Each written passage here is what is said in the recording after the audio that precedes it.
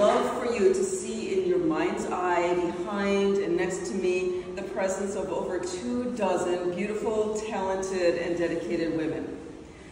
Even though the exhibit title lists me and the project founder, Jackie Rushton, as the artists, this project has been and continues to be very much a group effort, and there are women here with us in spirit who have put in far more time and effort than I have.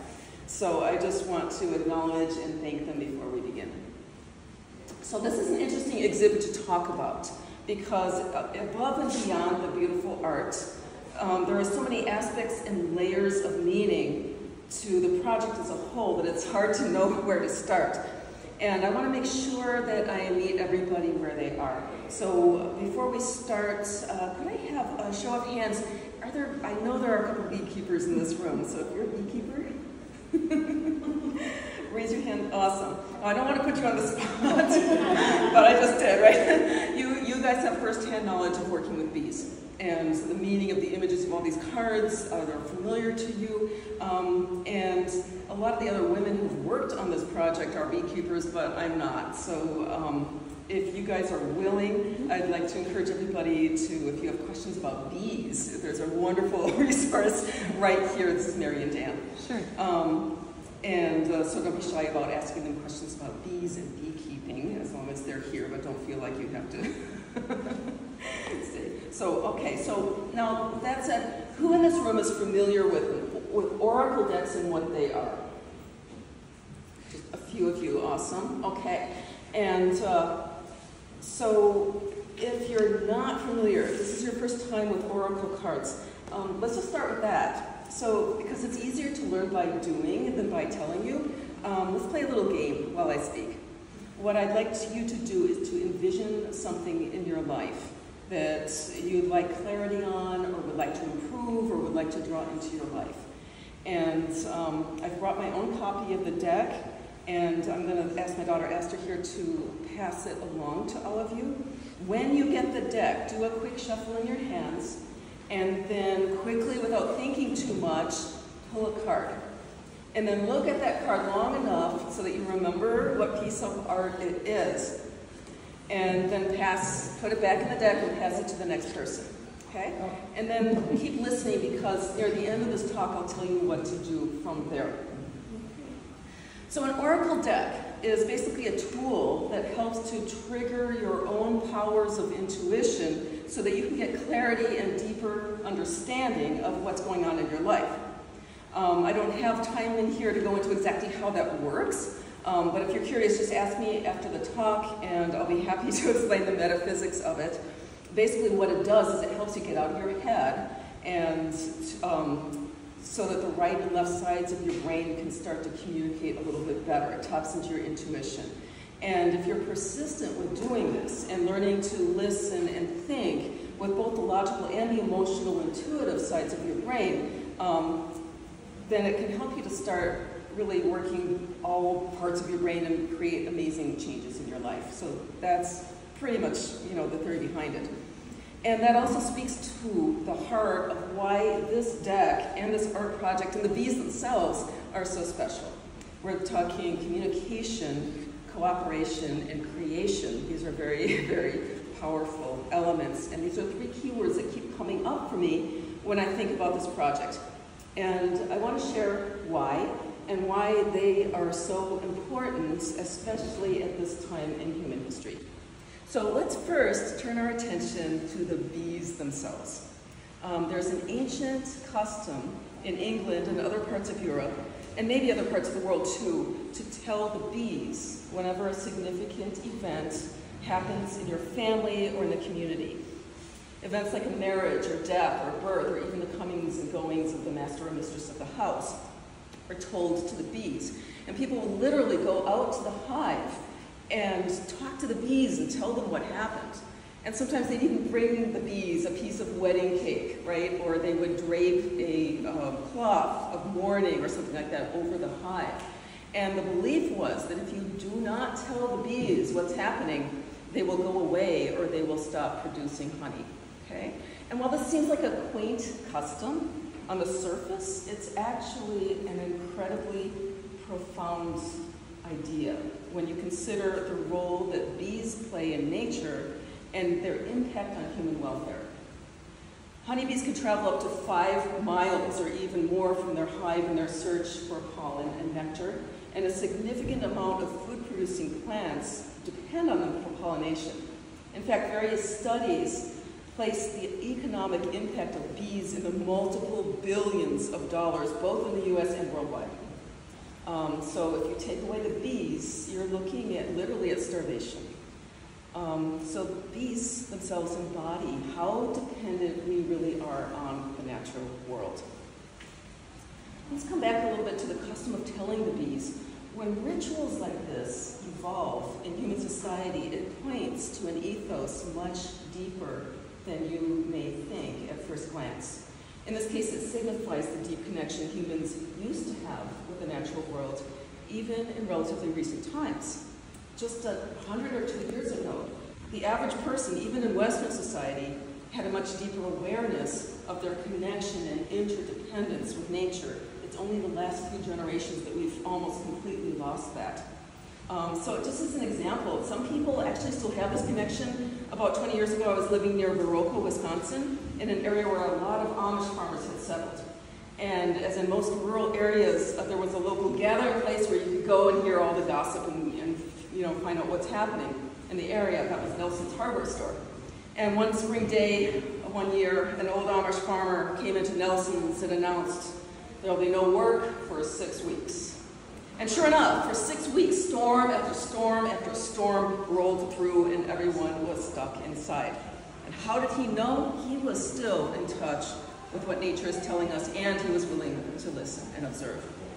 But for most of us, this ability to understand the signs of nature and in turn to work and live in harmony with both our inner and outer nature has been lost, and it is coming to a crisis in very many ways.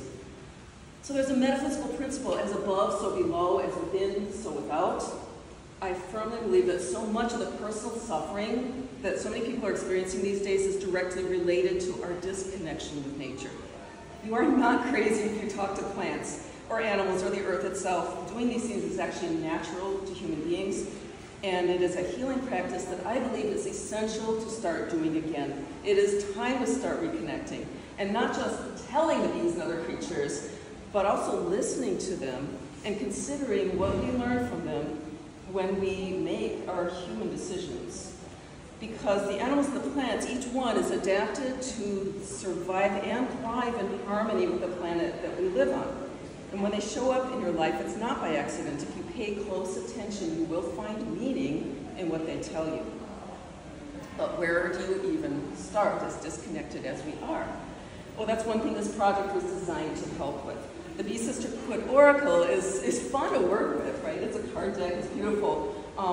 But it also contains a lot of sensitive interpretations of the wisdom of the bees. So as you work with the deck, you're really soaking up a lot of that natural wisdom of the bees themselves. And so as this deck passes through the room, I'm not sure where it is now, but as you choose your card, and if you weren't here when I suggested that as it goes through, pick a card, look at it, and you put it back in the deck and give it to the next person so they can draw as well. So know that when you choose your card, there is somewhere in that image, there's a personal message for you from the bees. And again, there's metaphysical reasons behind that I can tell you if you want to ask afterwards. So in a little bit, I'll tell you what to do to interpret that message once you know what piece of art you're working with. So don't forget what card you drew, but first I want to share the story of how this project began. In its own way, it will illustrate how it works to listen to the bees. So it was the spring of 2019. I was in the midst of some significant life changes, and I received an invitation to a retreat being given by the bee mistress and a teacher of women's spirituality named Jackie Rushton. And it was called Journey to the Sacred Hive. And bees had been showing up a lot in my art that spring, so I decided to go. And I had also recently completed a spirit animal oracle deck of my own. And my very first thought when I stepped onto the grounds of this retreat was, wow, it would be really cool to do a bee deck. And then the very next thought was like, oh no, I don't know enough about the bees to even, try that. So this retreat was a pretty amazing experience. There was a lot of time to connect with other women, and somewhere along the line, somebody showed Jackie a copy of my deck, and she came up to me and she's like, well, you know, would you be interested in collaborating with me on a bee deck? So I was like, okay, I think so. And so she told me what she had in mind. She has worked with women and continues to do so for like decades, right, and as a spiritual leader. And she wanted to create an oracle deck to help women facing acute financial need or insecurity, both in her own community and beyond. So she told me, throughout the 30 years that I've been working with women, there's been so many situations where I've seen women need immediate help, not due to their fault, but life circumstances, right? An accident or something like that, right? Many didn't have the safety net of family to fall back on when they hit a temporary crisis moment. And she said she'd witnessed that sometimes all it took was a little bit of small-scale financial assistance in times of need to help these women avoid falling into the trap of permanent government assistance, which she'd witnessed and described as soul-sucking. And just a little bit help them get back on their feet, get back into being personally independent. So Jackie had been envisioning this deck since 2016. She already had the concept of the cards that will go into it. And long story short, we started to work on this deck. I completed the first two cards, which were Swarm and Drone. There are those two right there, the blue. And but things after that came to a standstill. For some reason, I just could not get myself to work on the project. So after a while, it was like a year later, and I said to myself, look, this is ridiculous. You need to either get on board and just do this, or tell Jackie, I'm done, find somebody else, right? So at that point, I kind of thought about the bees. And I got really quiet. I sat there for a while, and it was like this little voice came floating in. And very gently, it said, don't you know, you're not supposed to be the only artist working on this deck. And so I took that to Jackie, and after we discussed it, we were both like, well, of course, bees don't work onesies, twosies, they work in a whole hive. They need a community. And so that turned out to be this little intuitive tweak that was needed to get the project moving again and bring it to completion. So Jackie, like I said, has been a leader in women's and spirituality circles for years. So once word started to spread about the project, it didn't take long for women to start raising their hands and wanting to help with it. Ultimately, over 24 artists contributed to the artwork that you see here. And it represents a whole continuum from professional artists to unschooled artists to some people that don't even consider themselves to be artists at all. And Jackie was originally concerned about, like, is it going to feel discontinuous, having all these different styles? But what we found was that the differences in style somehow in the context of the deck are able to come together and work in harmony together, which I think is a beautiful symbol of, you know, the natural world, or even people with all our differences being able to come together and create something that's harmonious, okay? So it's either now or later, I really encourage you to go around and really notice the differences in style and how each one feels so different, but that they all can communicate and come together harmoniously. Okay, but it takes more than artwork to create a project like this. Almost by magic, a group of women and volunteers with diverse talents began to come together to manage every aspect of the project's creation. These are women with skills in business, marketing, graphic design, editing, and much more. It was like no other project I've ever worked on.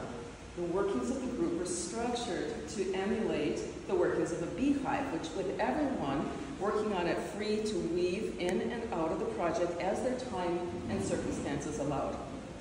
There was always one lead person who stepped up in any given area, but somehow there were always other women with similar skills who were able to fill in beautifully as needed. Like, for instance, sometimes somebody had something happen, a family member got sick, people just seamlessly stepped in to help. So no one felt overloaded, and sharing the workload, along with sharing the joy that comes with taking on a labor of love, was an incredible feeling. So central to the success of the project was the concept of no shame, no blame, no complaining. Everyone recognized the deck was a common effort and regarded the success of the communal project as more important than their own individual preferences or glory. When overlapping competencies existed, this was seen as a communal asset. So, rather than having rivalries, we really saw each other as, oh great, we both have the same skill, we can fill it in for each other when needed. Okay, so in this way, the project itself was able to move forward even when a key individual found herself unable to contribute for a time. So late in 2023, the Bee Sisterhood as the group became known, launched a Kickstarter campaign which successfully raised enough money to print the first one on the deck. And as you can see, it did turn out very well. But that was just the beginning. The group is now working on gaining nonprofit status, and they hope to begin mini grant distribution later this year. So if you'd like to learn more or stay updated about the Bee Oracle project, I encourage you to visit their website at beesisterhoodoracle.com, and if you'd like a deck of your own, you can order one there as well. And if you're here during Art Week, I really invite you and encourage you to stop in on Wednesday, June 25th, from 2 to 5 p.m. because several members of the Bee Sisterhood will be up here in the area traveling up to offer a live presentation on the gifts of the hive, which are the 6 products or gifts that the bees give to humanity for us to use. Honey is one of them. But before we close, I want to speak to another deeper message that has started to emerge as the project continues to develop. One that speaks to all people, regardless of gender, race, or spiritual or political affiliation. In a world where people are increasingly divided and isolated from one another, the Bee Sisterhood Oracle demonstrates not only in its mission, but the very process of its creation, how powerful it can be when ordinary people come together to support one another in community. The energetic field created by so many individuals opening their hearts to one another is a powerful force indeed. It is one that can be replicated and needs to be if humanity is to overcome its challenges and evolve into its true potential. But group cooperation of this sort requires 2 things to be successful. 1, it requires constant and compassionate communication with others. And 2, it requires honest and compassionate communication with oneself, including one's own connection with spirit or higher source or God. And that brings us right back to this Oracle deck as a tool for self-discovery. Before we close, I'd like to invite you to think back to the card you drew from the deck, and also think back about the vision that you set for yourself for what you wanted to pull into your life, what you would like to see happen, right? So I know there will be another artist talk upstairs in just a bit. I'll also be available to answer any questions you may have, but if you can, I invite you to carve out some time, either later tonight or on another day. This exhibit will be here through the end of July, to come back and spend some time with the art that you chose, with the card that you pulled out of the deck, because it has something to tell you. A message about each piece is posted beside each one, but I encourage you also to take more time than you normally would while looking deeply at the piece and allow it to speak to you at the soul level. Then be open. You might be amazed at the insights you receive, either right away or in the days or weeks to come, to help whatever it is that you set your mind to come to pass. So thank you so much.